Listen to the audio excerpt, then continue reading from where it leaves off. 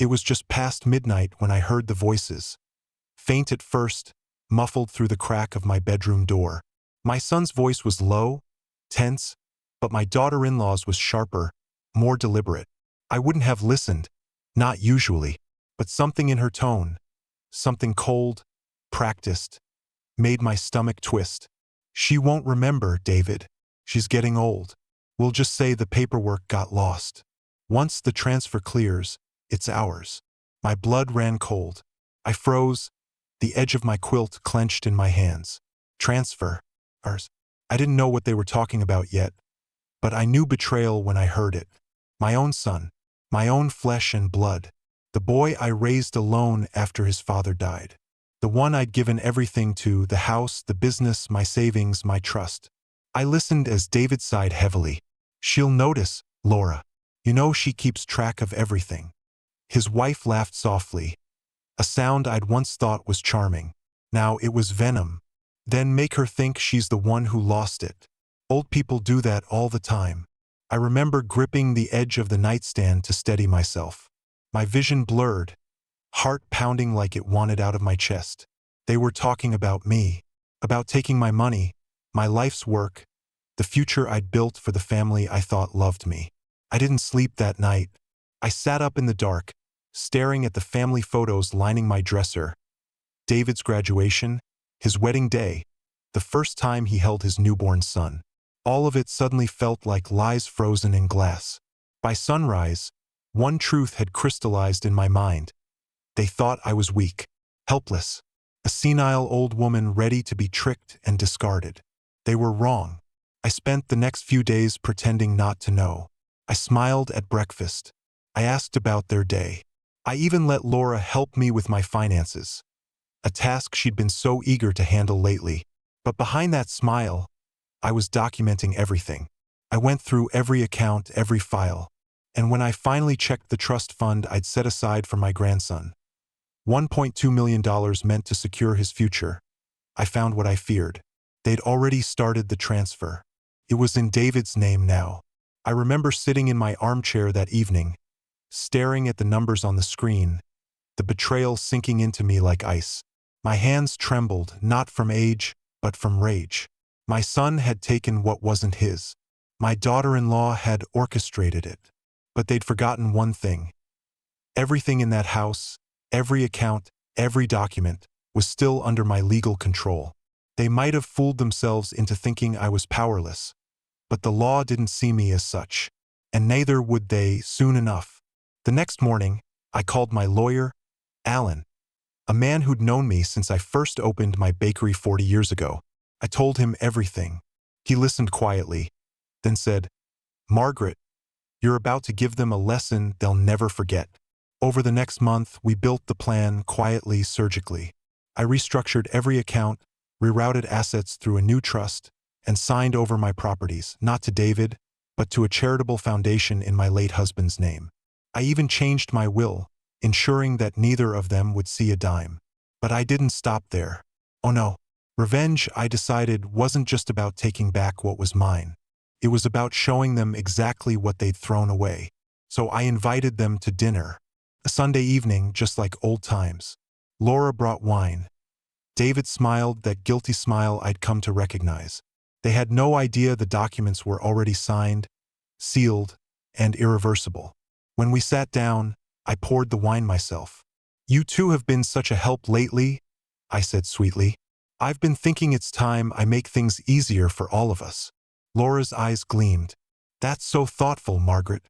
I smiled. "Yes, I've finalized the transfer of assets. Everything's taken care of now." Her fork paused midair. "Oh, everything?" I nodded. "Every last cent." But I realized something important. I leaned forward slightly, lowering my voice. "You don't reward snakes for biting you." The room went dead silent. David's face drained of color. Laura blinked rapidly, her confidence slipping. What are you talking about?" David stammered. I stood, my voice steady. "You think I don't know? The transfers, the accounts, the conversations you thought I couldn't hear. You were going to rob me blind and leave me with nothing." Laura tried to speak, but I cut her off. Save it. I've already fixed it. Every penny you took has been reversed. Every account is frozen in my control. You're both out of the trust of my will of this house. You'll get nothing but the memory of what you almost had. David's jaw clenched. Mom, please. I met his eyes, and for a moment, I saw the little boy he once was. Then I saw the man he'd become. You made your choice when you let greed speak louder than love. That night, I changed the locks. They packed up in silence, Laura glaring daggers, David avoiding my gaze. When they drove off, I didn't cry. I didn't even feel angry anymore. I felt free. In the months that followed, I sold the house, donated most of my wealth, and moved into a quiet cottage by the coast. My grandson still visits me sometimes. He's too young to understand what happened, but I make sure he knows that his grandmother loves him. And when he's old enough, I'll tell him the truth, not to shame his parents, but to teach him what greed does to a soul. Sometimes, at night, I still hear echoes of that first conversation. Laura's laughter, David's hesitation. But now it doesn't sting. It reminds me that even the deepest betrayal can become the beginning of your strength. They took my trust. I took back my power. And in the end, I learned that silence, when used right, is the sharpest revenge of all. A few months later, I started receiving letters, not emails, not calls, but letters. Handwritten, shaky, desperate things that smelled faintly of cologne and regret. The first one was from David. He wrote that Laura had left him. Apparently, when the money disappeared, so did her love. She took what little savings they had left and ran off with one of his business partners. He was left with nothing. No house, no job, and a reputation ruined by the same greed he'd chosen over his own mother. I read that letter slowly, the ink smeared in places where his tears must have fallen. For a moment, I felt something stir in my chest. Not pity exactly, but a quiet ache. A mother's heart doesn't just stop caring, even when it's been broken. Still, I didn't reply. Some lessons need silence to be heard. The second letter came a week later, then a third, each one more desperate than the last. He wanted forgiveness, a second chance, a way to make things right. He said he'd learned his lesson, that he finally understood what he'd lost. But I couldn't be sure. I'd heard apologies before, pretty words crafted to fix the surface while the rot underneath remained untouched.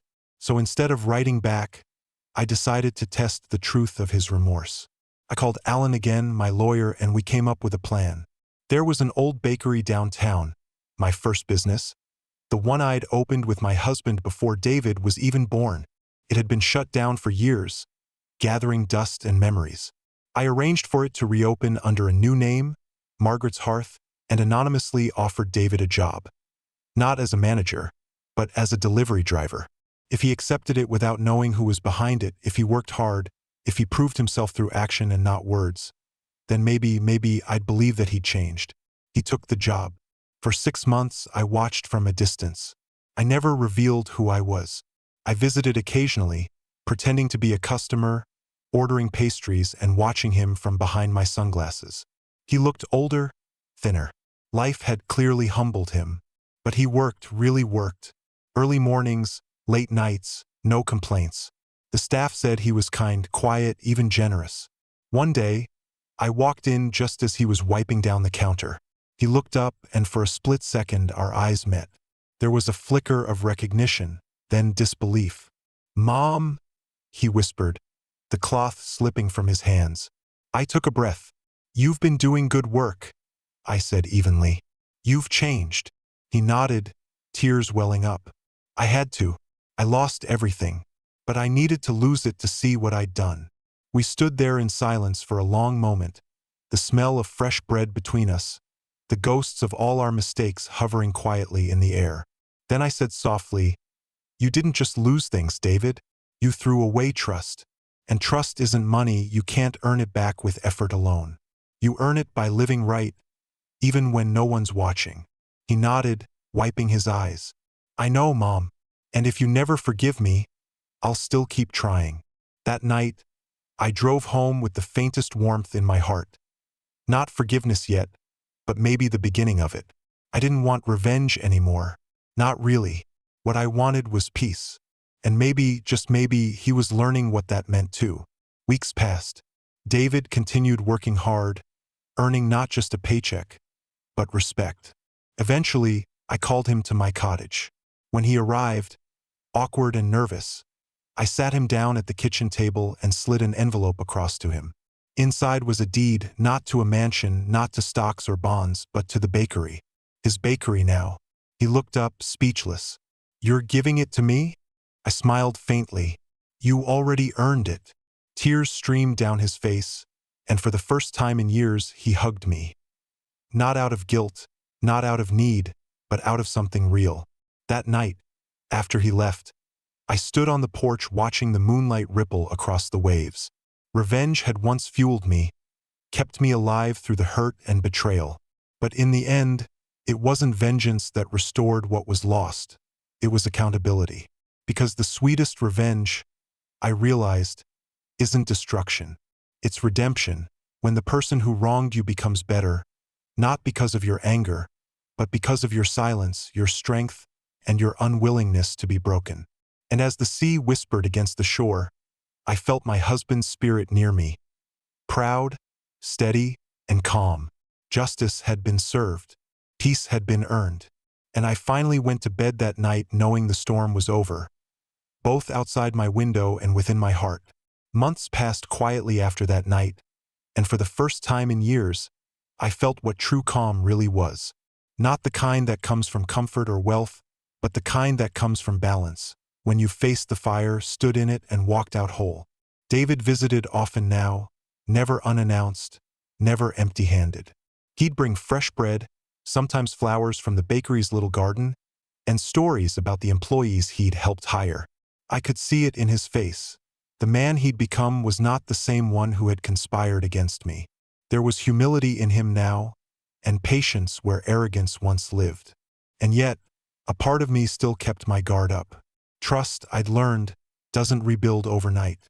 It's fragile, like glass repaired but still bearing cracks from where it once shattered.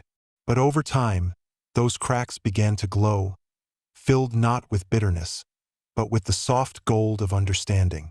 One rainy afternoon, as we sat drinking tea by the window, David spoke softly. "Mom, there's something I need to tell you." I looked at him over the rim of my cup. "Go on." He hesitated. I know about the bakery. I found out it was you who gave me the job. Alan slipped once when we were sorting out the legal paperwork." I smiled faintly. "Did you?" He nodded. "At first, I was angry. I thought it was some kind of test. But then I realized it was exactly what I needed. You didn't punish me. You gave me a chance to fix myself." The rain drummed softly against the glass. His voice cracked as he added, "I'll never deserve that kind of grace, but I'll spend the rest of my life trying to honor it." For a long moment I couldn't speak. The storm outside mirrored the one that had once raged between us, but now it felt cleansing. "You already are," I said finally. "That's all a parent ever really wants, to see their child learn, even if it takes pain to get there." After he left that evening, I stood alone at the window watching him drive away. I realized then that revenge hadn't destroyed him, it had saved him.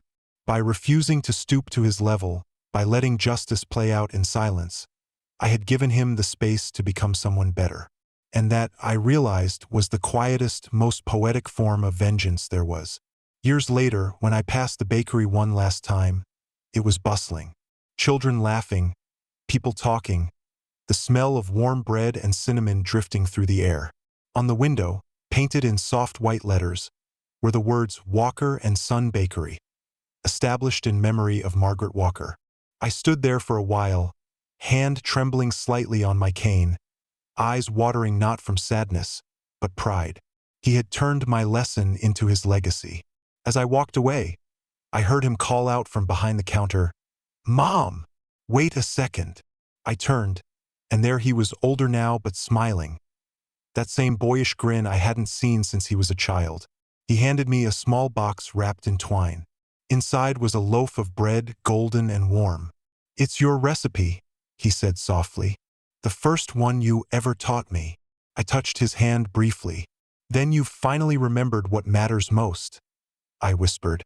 When I left the bakery that day, I didn't look back. I didn't need to. The story had already written its ending, not one of bitterness, but of balance. And that night, as I sat on my porch watching the sunset melt into the horizon, I smiled to myself. Because revenge, I'd learned, isn't about taking everything away from the ones who hurt you. It's about giving them the chance to face who they are, and knowing that when they finally do, you've already moved on. I closed my eyes, listening to the wind. Somewhere in its whisper, I could almost hear my late husband's voice, steady and kind. "You did good, Margaret," it said, and for the first time in my life I believed it. That night, as I drifted off to sleep, I felt a peace I hadn't known in decades. The kind of peace that doesn't come from forgiveness alone, but from understanding. Life has a cruel way of circling back, forcing us to confront the things we try to bury. But sometimes, if we face them with quiet strength, the very pain that once broke us becomes the foundation of something unshakable. A few months later, David came by again, this time with his wife and their newborn daughter. When he placed that little bundle in my arms, the world seemed to pause. She had my husband's eyes, those same steady, thoughtful eyes that used to look at me across the breakfast table. "Her name's Grace," David said quietly, "because that's what you showed me." The weight of that moment hit harder than any revenge could. This wasn't just my son making amends. This was life coming full circle. Grace, redemption, renewal. I spent the following years helping at the bakery, just a few hours a week. I'd sit by the window kneading dough or teaching young employees how to bake. People began to call me Mrs. W, the warm old lady with the soft smile and a sharp wit. They didn't know my story. They didn't need to. The quiet satisfaction of knowing that I'd rebuilt something, not just my family, but myself, was enough. Then one evening, as the sun dipped behind the horizon, David closed the shop early. "Mom," he said, pulling up a chair across from me, "do you ever regret it? Not going after us harder? Not making us pay?" I looked at him for a long time, then smiled. "Oh, I did make you pay, just not in the way you think." He frowned slightly, and I laughed softly. "The real punishment, David, isn't losing money or property. It's losing sight of who you are, and then having to rebuild from the ground up. You did that. You earned your redemption the hard way." He nodded slowly, a flicker of understanding crossing his face. As I left that night, I realized something profound. The best revenge stories don't end in ruin. They end in wisdom, in growth, in the quiet triumph of surviving without becoming what hurt you. Years passed, and the bakery became a beloved staple of the town. People traveled miles for the bread, but what they really came for was the warmth. The sense that behind those walls, there was love, forgiveness, and the lingering scent of redemption. When I finally grew too old to help around the shop, David took over fully. But every morning, without fail, he'd light a small candle in the corner near a framed picture of me and his father. Beside it, he kept that same dusty briefcase I once found in our attic, the one filled with old letters and recipes, the remnants of our family's beginnings. And whenever someone asked him why it sat there, he'd smile and say, "That's a reminder that every mistake can be turned into something good if you're brave enough to face it." In the end, my story wasn't about betrayal or vengeance. It was about resilience, about what it means to rise from the ashes of disappointment with your heart still intact. Because sometimes, the sweetest revenge isn't served cold. It's baked slowly, with patience, warmth, and just a touch of love. And as for me, I didn't just get even. I got peace. Years later, long after the bakery had become a local landmark, I found myself sitting on a park bench across the street from it. The same bench where my husband and I used to sit decades ago, when life was simpler and our dreams were still young. The sign above the bakery gleamed softly in the morning light, "Walker and Son, since 2024. The golden letters shimmered just like the sunrise that morning, and I couldn't help but smile at how life had a way of writing poetry through pain. David had grown into a man his father would have been proud of. He ran the bakery with integrity, compassion, and a humility that once would have been foreign to him. His wife, Laura, helped manage the business side, while Grace, now a bright, curious little girl, ran around the shop like she owned it. I'd watch them sometimes from that bench, unnoticed, just quietly observing the family I'd once feared I'd lost forever. And every now and then, someone would stop beside me, a stranger from the neighborhood, and say, "You know, Mrs. Walker, that bakery has heart. You can taste it in the bread. It's like it was made with love." I chuckle softly, nodding. "It was," I'd reply. "Every loaf carries a little piece of forgiveness." Sometimes, after closing hours, David would walk me home. We wouldn't say much, just walk together under the streetlights, the sound of the city soft around us. One night, he slipped his arm around me and said quietly, "I hope you know everything I am now, everything I've built. It's because of you." I looked at him, and there it was again, that same boyish glint, softened now by years of understanding. "No, David," I whispered. "It's because of who you decided to become." There were no more angry words between us, no resentment left to poison the air. What was once broken had not only been mended, it had been reforged into something stronger. When my time finally came, peaceful, quiet in my sleep, David found my will neatly tucked away in the same dusty briefcase his father once carried to work. Inside, there wasn't much in terms of money. Most of what I had left was already tied to the bakery. But there was a single envelope, addressed to him, with a note written in my shaky handwriting. It read, "My dearest David, the greatest fortune I could leave you is not the business or the money, but the wisdom that love and revenge are two sides of the same coin. It's up to you to choose which one defines you.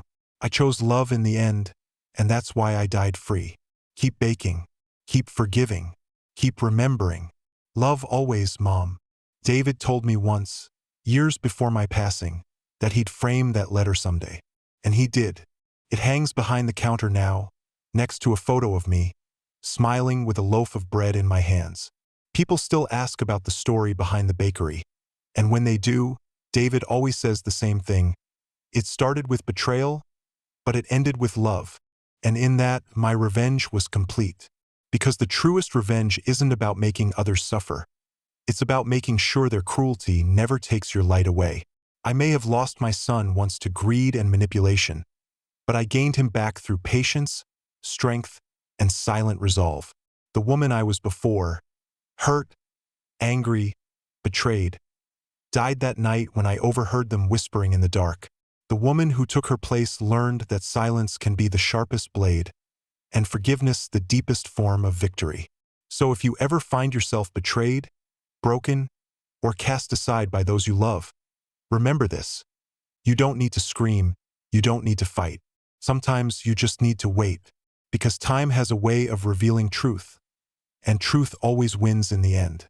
That's what I learned, not from vengeance, but from life itself.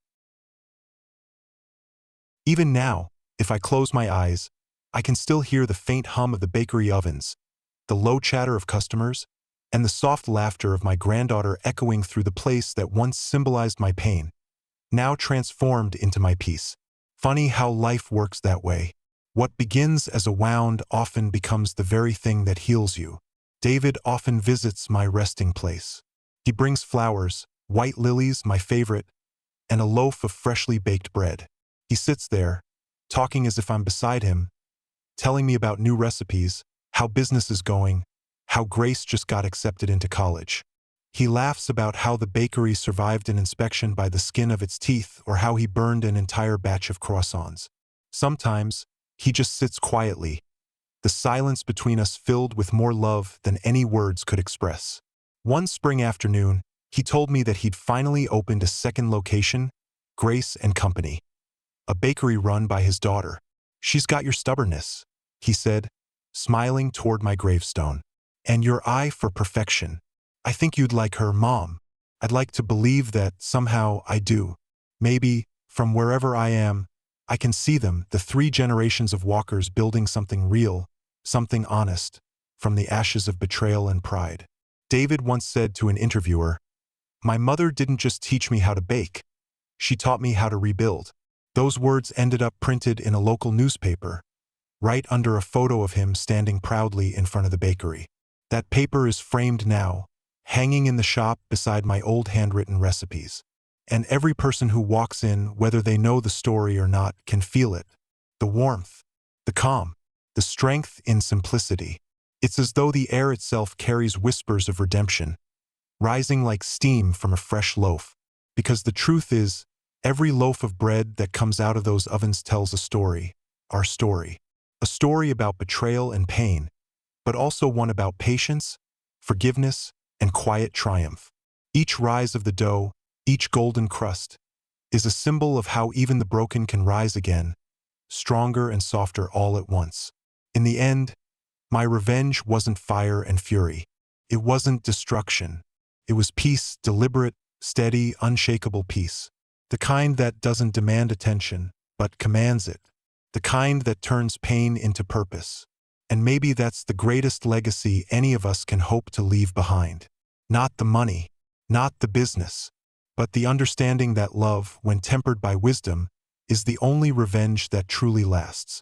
So if you ever find yourself standing at the crossroads of anger and forgiveness, think of me, the old woman who once chose silence over shouting, grace over greed. And remember this: revenge may burn bright, but forgiveness, it endures. That's the secret I left behind in every loaf, every recipe, every whispered memory that lingers inside those bakery walls. A reminder that sometimes the sweetest victories are the quietest ones. The years moved forward like the gentle turn of pages in a well-loved book.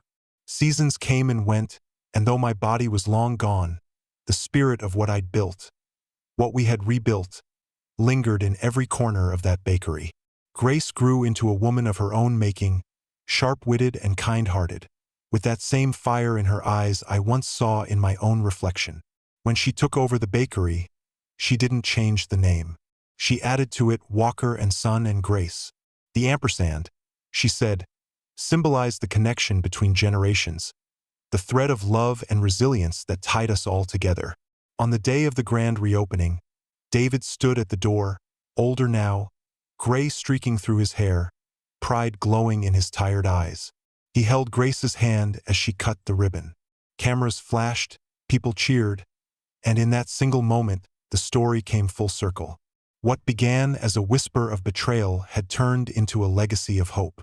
Later that night, after everyone had gone home, David sat alone in the bakery, staring at the framed letter I'd left him years ago. He ran his fingers along the edge of the glass and smiled. "You were right, Mom," he murmured.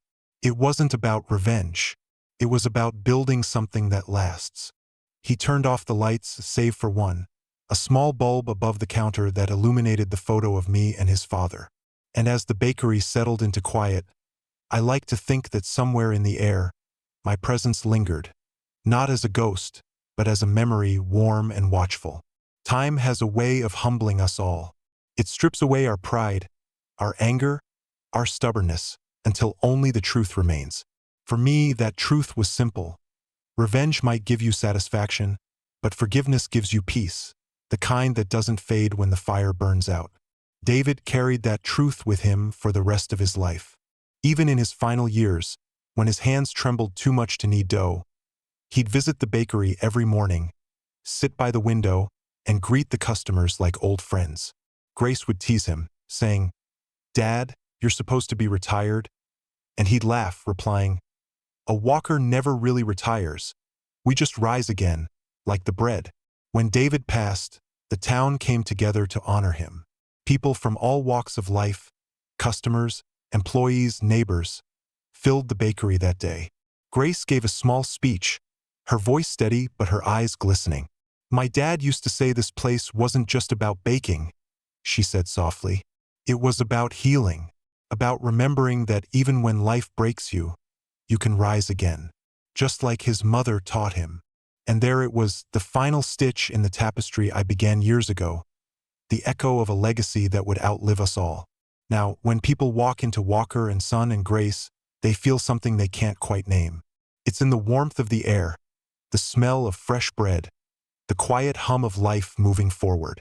They don't know it, but they're breathing in the story of a woman who once lost everything and chose to rise, not to destroy, but to rebuild. And perhaps, somewhere beyond the veil, I'm still there, sitting at the corner table, sipping tea, watching as the people I love continue to live the lesson I left behind. Because in the end, life will always test you. It will take, it will break, it will hurt, but it will also offer you a choice, to burn or to rise.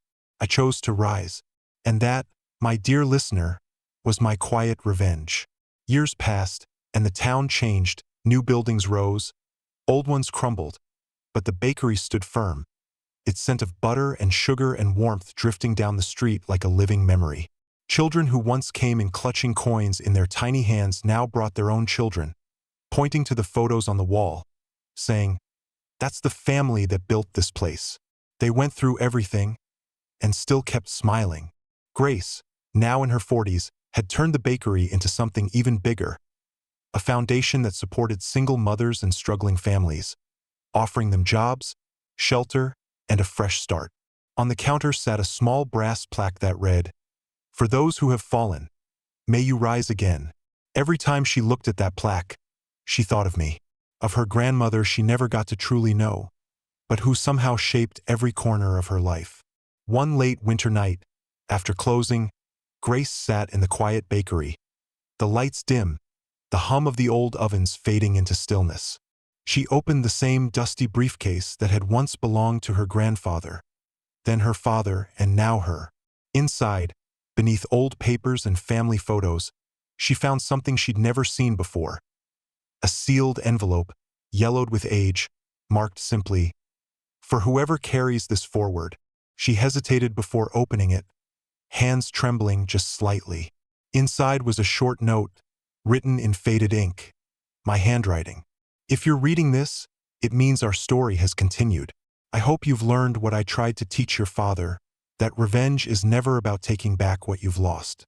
It's about finding the strength to build again, no matter how broken you feel. If this bakery still stands, then you've done that. You've kept our promise. And that means I can rest easy.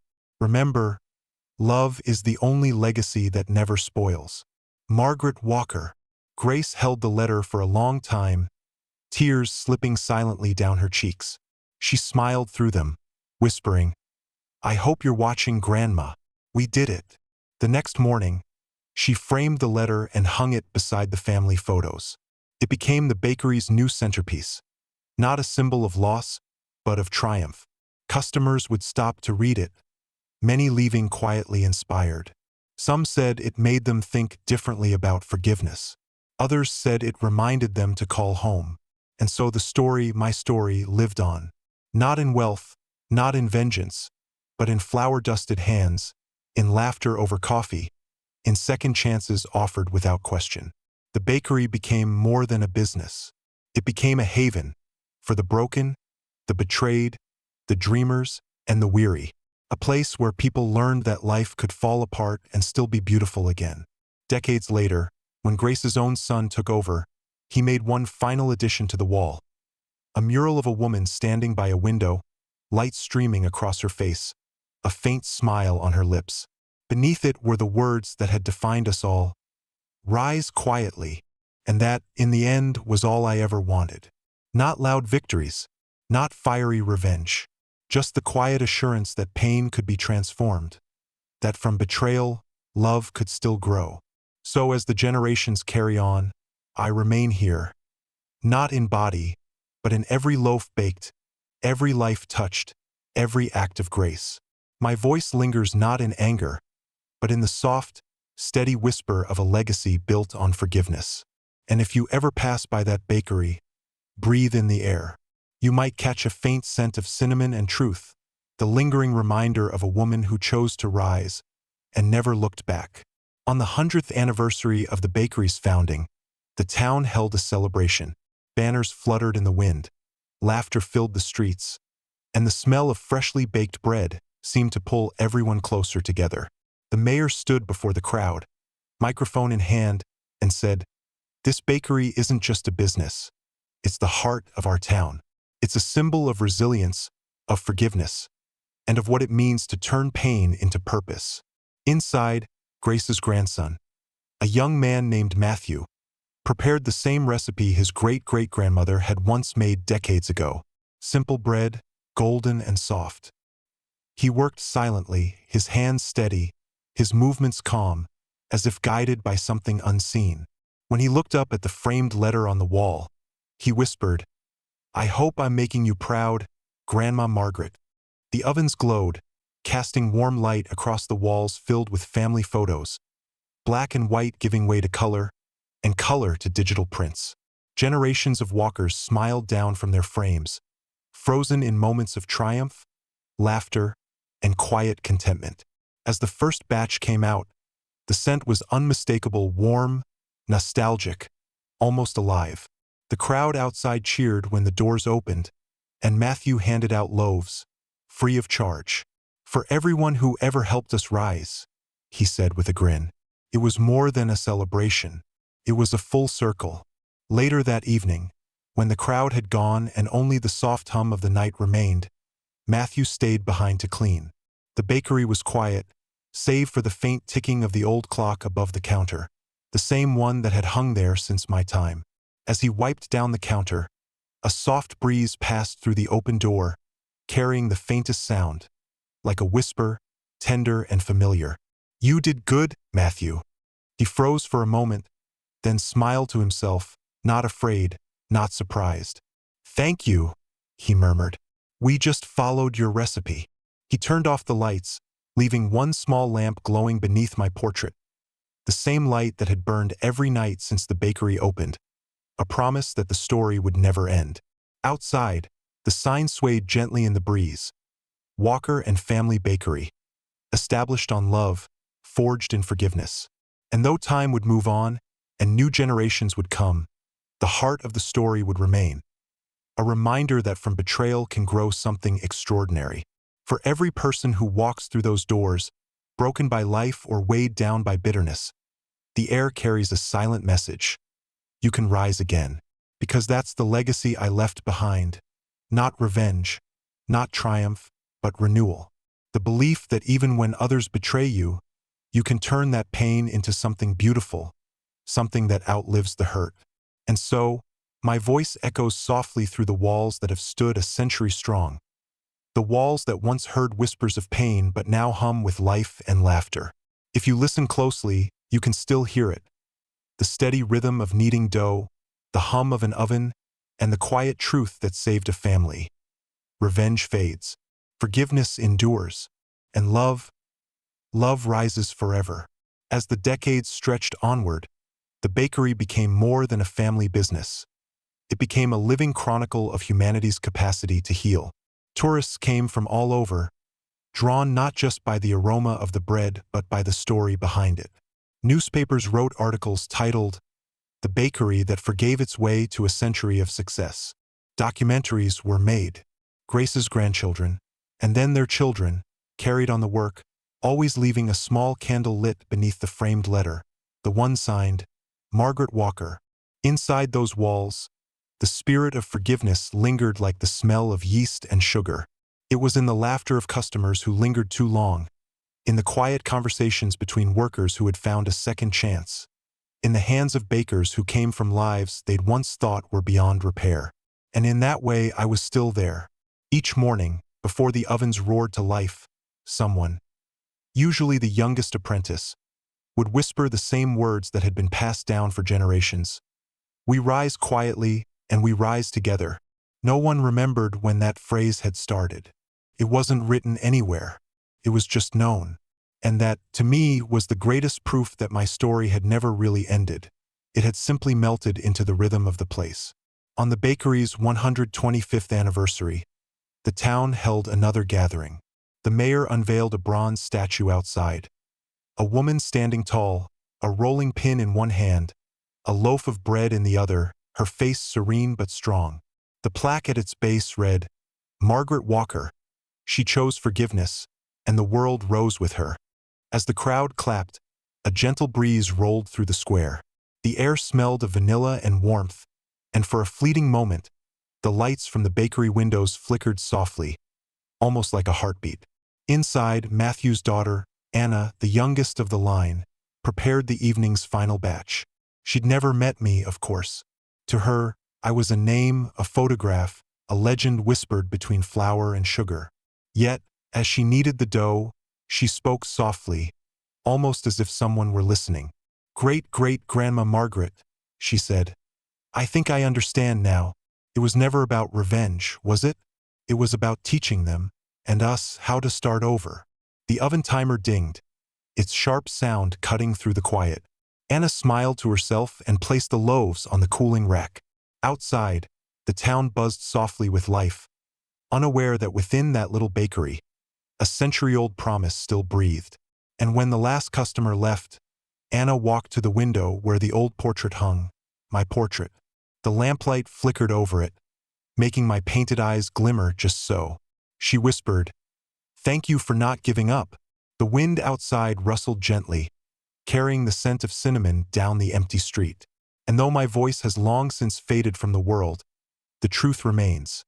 Embedded in every loaf, every lesson, every act of grace that flowed from that single moment of betrayal.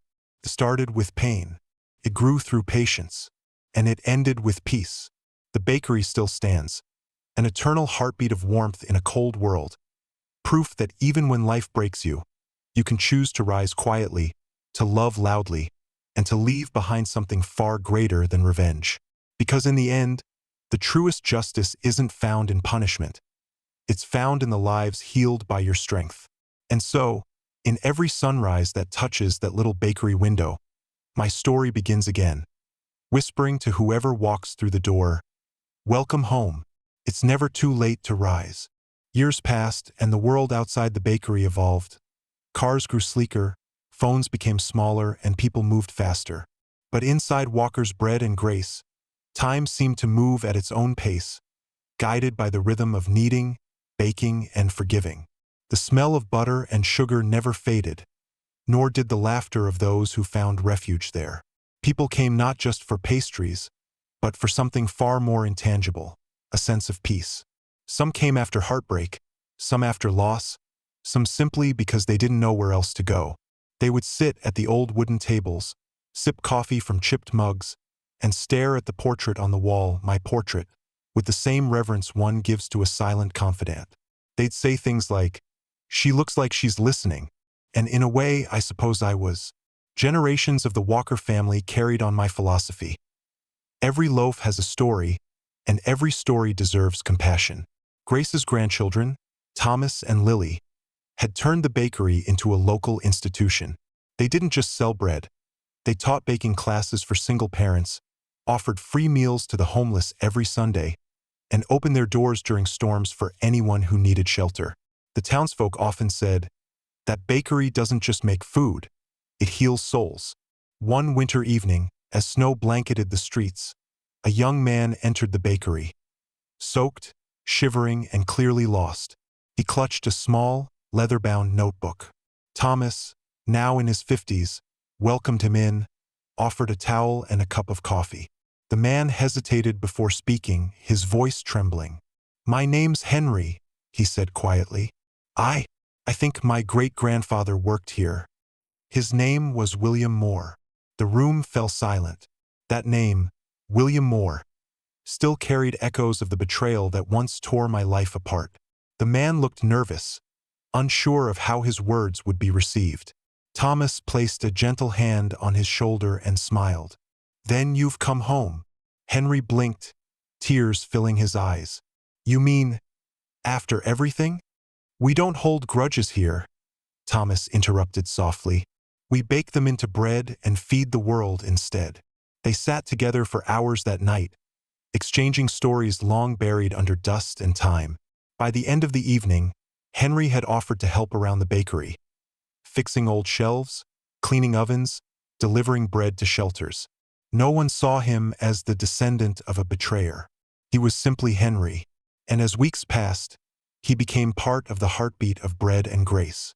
One morning, while rearranging old photos in the office, Henry stumbled upon an envelope sealed in yellowing wax.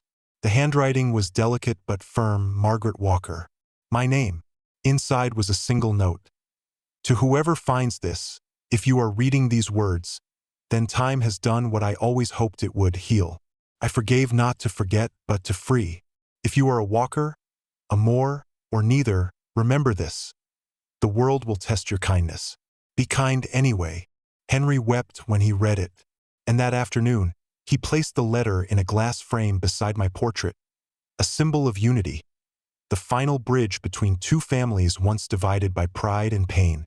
From then on, the bakery had a new saying painted on its front window: bread and grace, where the past is forgiven and the future is still rising. And if you walk past that bakery today, you can still see people inside, laughing, crying, forgiving. You'll smell cinnamon and warmth in the air. You'll hear the sound of a bell as the door opens and closes, a rhythm of life still carrying forward. And maybe, just maybe, if you listen closely enough, you'll hear a faint whisper from somewhere near the portrait. Not haunting, but peaceful. We rise quietly, and we rise together.